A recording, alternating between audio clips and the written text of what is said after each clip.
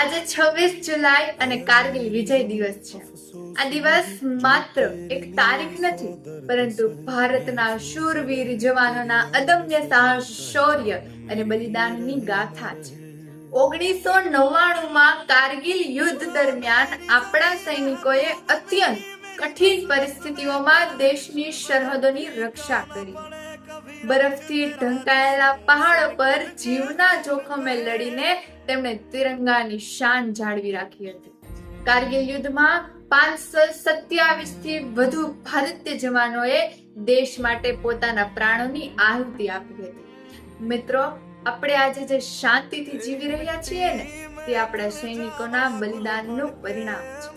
કારગિલના વીરોએ આપણને શીખવ્યું છે કે દેશ પ્રેમ માત્ર શબ્દોમાં નહીં, પરંતુ કર્તવ્ય અને સમર્પણમાં દેખાય છે.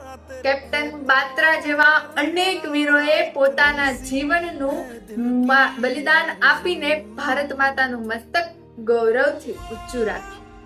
કારગિલ વિજય દિવસ સૈનિકોના અડગ મનોબળ અને અદમ્ય હિંમતના બળે ભારતે કારગિલ યુદ્ધમાં ઐતિહાસિક વિજય મેળવ્યો.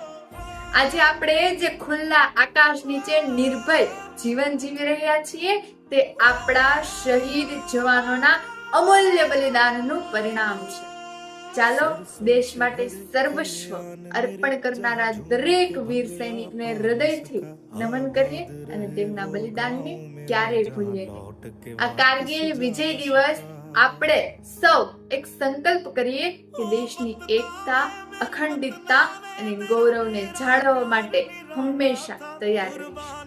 ચાલો શહીદોને નમન કરીએ અને ગર્વથી કહીએ કે જે દેશ માટે જીવે છે તે સૈનિક છે, પણ જે દેશ માટે મરી જાય છે તે શહીદ છે. જય શ્રી કૃષ્ણ.